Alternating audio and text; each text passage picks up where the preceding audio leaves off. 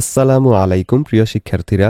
এই ভিডিওতে আমরা ক্লাস 8 বিজ্ঞান বইয়ের চতুর্দশ অধ্যায় পরিবেশ এবং বাস্তুতন্ত্র এটার 154 থেকে 156 পৃষ্ঠার যে কোয়েশ্চেনগুলো রয়েছে সেগুলোর উত্তর নিয়ে আলোচনা করব। প্রথমে রয়েছে শূন্যস্থান, তারপর সংক্ষিপ্ত প্রশ্ন, এরপর বহু নির্বাচনী, তারপর রয়েছে দুইটা সৃজনশীল। তো প্রথমে চলো আমরা এখানে যেই শূন্যস্থানগুলো রয়েছে সেগুলোর উত্তর দেখে নেই। 1 নম্বর, যে সমস্ত প্রাণী এখানে হবে উদ্ভিদ বুঝি তারা প্রথম স্তরের খাদক। এরপর 2 নম্বর, বাস্তুতন্ত্রের প্রাণহীন সব উপাদান অজীব উপাদান নামে পরিচিত। 3, প্রকৃতিতে জীব বিভিন্ন খাদ্য শৃঙ্খলের মাধ্যমে একে অপরের সাথে সম্পর্কযুক্ত। 4, প্রকৃতিতে অজীব ও জীব উপাদানের ক্রিয়া প্রতিক্রিয়া হয়ে বাস্তু সংস্থান সচল থাকে। এরপর প্রথম সংক্ষিপ্ত কোয়েশ্চেন হলো, চিত্র সহকারে একটি পুকুরের বাস্তুতন্ত্র বর্ণনা করো।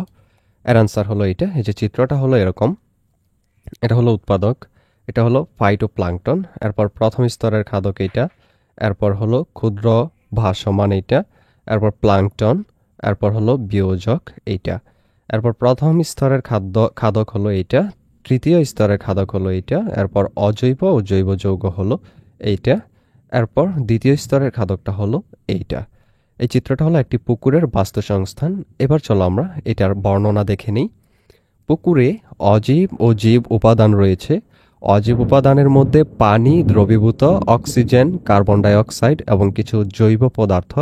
আবার জীব উপাদানের মধ্যে উৎপাদক, প্রথম স্তরের খাদক, দ্বিতীয় স্তরের খাদক, তৃতীয় স্তরের খাদক ও নানা রকমের বিয়োজক দেখা যায়। পুকুরের বাস্তু সংস্থানে ফাইটোপ্লাঙ্কটন, ক্ষুদে পানা, জুওপ্লাঙ্কটন, কচুরিপানা, শাপলা ইত্যাদি থাকে। প্রথম স্তরের খাদকদের মধ্যে রয়েছে বিভিন্ন প্রকার জলজ কীটপতঙ্গ, ছোট মাছ, ঝিনুক, শামুক ইত্যাদি। আবার যারা প্রথম স্তরের খাদককে খেয়ে বেঁচে থাকে অর্থাৎ বড় মাছ, তারা দ্বিতীয় স্তরের খাদক। কচ্ছপ, ব্যাঙ, বক এরা তৃতীয় স্তরের খাদক। পুকুরে মৃত জীবের উপর ব্যাকটেরিয়া, ছত্রাক বিয়োজকের কাজ করে। বিয়োজিত দ্রব্যাদি আবার পুকুরের উৎপাদক খাদ্য হিসেবে গ্রহণ করে। এরপর 2 নম্বর কোয়েশ্চেনটা হলো, প্রকৃতি কিভাবে পরিবেশের ভারসাম্য রক্ষা করে আলোচনা করা। এর অ্যান্সারটা হলো, পরিবেশের বাস্তুতন্ত্র একটি স্বয়ংসম্পূর্ণ একক। পরিবেশে বিভিন্ন পরিবর্তন ঘটলেও বহুদিন পর্যন্ত প্রাকৃতিক ভারসাম্য বজায় থাকে। পরিবেশের জীব ও অজীব উপাদানের মধ্যে রয়েছে নিবিড় সম্পর্ক। আবার একটি পরিবেশের উপর ও প্রাণী জীবন ধারণের জন্য একে অন্যের উপর নির্ভরশীল। এই নির্ভরশীলতার মাধ্যমে পরিবেশের ভারসাম্য রক্ষা হয়। এরপর প্রথম বহু নির্বাচনী, নিচের কোনটি প্রথম স্তরের খাদক। অ্যান্সার খ, শামুক। 2, নিচের কোন খাদ্য শৃঙ্খলটি সঠিক। এটা খ, ফল, পতঙ্গ, পাখি। এরপর এখানে রয়েছে একটা চিত্র, এটা অনুযায়ী 3 নম্বর কোয়েশ্চেনটা হলো, নিচের কোনটি সি এর অন্তর্ভুক্ত। এটার অ্যান্সার গ, ব্যাকটেরিয়া। 4, উপরের ছকে অ্যান্সার হবে ঘ 1, 2 ও 3, অর্থাৎ এক্স এর উপর ওয়াই নির্ভরশীল, এর উপর বি নির্ভরশীল এবং এ ও সি পরস্পর নির্ভরশীল। 1 নম্বর সৃজনশীল, ফাহিম একটি বনে বেড়াতে গিয়ে বিভিন্ন ধরনের গাছপালার মাঝে বিভিন্ন রকমের প্রাণীর উপস্থিতি লক্ষ্য করল। এদের মধ্যে ছিল খরগোশ, হরিণ, বানর, বাঘ, শূকর ইত্যাদি প্রাণী। সে খেয়াল করল বনের একটি অংশে বড় বড় গাছপালা কেটে ফেলা হয়েছে, আর সে অংশে ওই সকল প্রাণীর উপস্থিতি খুবই কম। ক, বাস্তুতন্ত্র কি। এর আনসার হলো, যে কোনো একটি পরিবেশের অজীব এবং জীব উপাদানসমূহের মধ্যে পারস্পরিক ক্রিয়া, আদান প্রদান ইত্যাদির মাধ্যমে পরিবেশে যে তন্ত্র গড়ে ওঠে তাই হলো বাস্তুতন্ত্র। এরপর ক্ষয়ের কোয়েশ্চেনটা হলো, বীজযোগ বলতে কি বোঝায়। এর আনসারটা হলো, পরিবেশে যেসব অণুজীব মৃত উদ্ভিদ ও প্রাণীর দেহের উপর ক্রিয়া করে তাদেরকে বিয়োজক বলে। বিয়োজকের ক্রিয়ার ফলে মৃত উদ্ভিদ ও প্রাণী দেহে রাসায়নিক বিক্রিয়া ঘটে, ফলে মৃতদেহ ক্রমেই বিয়োজিত হয়ে নানা রকম জৈব ও অজৈব দ্রব্যাদিতে রূপান্তরিত হয়। এরপর গয়ের কোয়েশ্চেন, ফাহিমের দেখা জীবগুলো দিয়ে একটি খাদ্য শৃঙ্খল তৈরি করে শৃঙ্খলটি ব্যাখ্যা করো। এর আনসার, ফাহিমের দেখা জীবগুলো হলো গাছপালা, খরগোশ, হরিণ, বানর, বাঘ ও শূকর।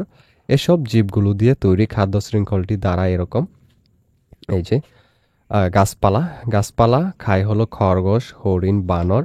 এরপর গাছপালা খায় হলো আবার শূকর, এবং শূকরকে খায় হলো বাঘ, এবং খরগোশ, হরিণ, বানর এটাকেও খায় হলো বাঘ।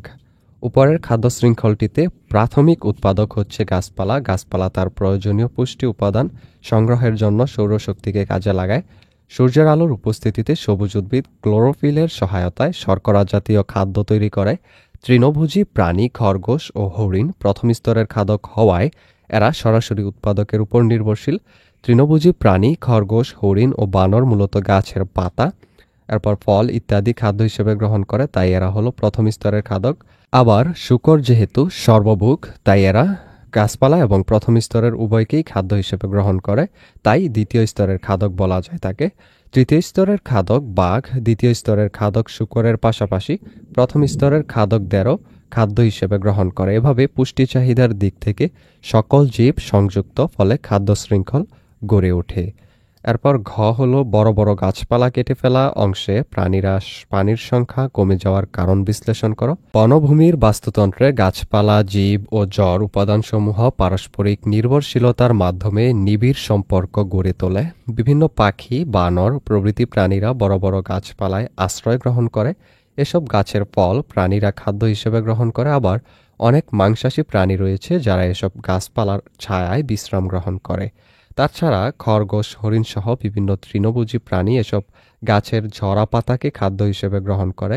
যদি কোনো কারণে বনভূমিতে বড় বড় গাছপালা কেটে ফেলা হয়, তাহলে ওই বাস্তুতন্ত্রে প্রত্যক্ষ ও পরোক্ষভাবে নির্ভরশীল এসব প্রাণীর আবাসস্থল ও খাদ্যের সংকট দেখা দেয়। ফলে উক্ত বাস্তুতন্ত্রে খাদ্য শৃঙ্খল বিঘ্নিত হয়, অর্থাৎ খাদ্য ও বাসস্থানের জন্য প্রাণীরা নিজেদের অনুকূল পরিবেশ না পাওয়ায় সেখানে প্রাণীর সংখ্যা হ্রাস পেতে থাকে। সুতরাং উল্লেখিত কারণেই বড় বড় গাছপালা কেটে ফেলা অংশে প্রাণীর সংখ্যা কমে যায়। এরপর 2 নম্বর কোয়েশ্চেন, এখানে একটা ছবি দেয়া আছে। কয়ের কোয়েশ্চেনটা হলো জৈব উপাদান কি? অ্যান্সার হলো সকল জীবের মৃত ও গলিত দেহাবশেষ হলো জৈব উপাদান। খ খাদ্যজাল বলতে কি বোঝায়?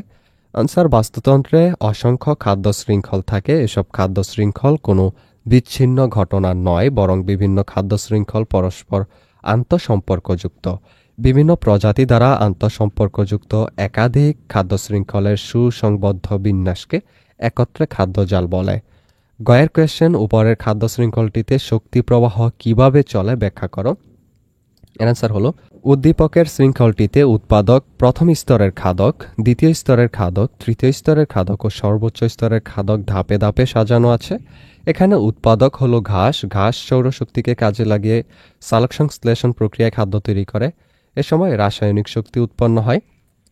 প্রথম স্তরের খাদক ঘাসফড়িং ঘাস খায়। এ সময় ঘাসের অভ্যন্তরস্থ রাসায়নিক শক্তি ঘাসফড়িংয়ের দেহে জমা হয়।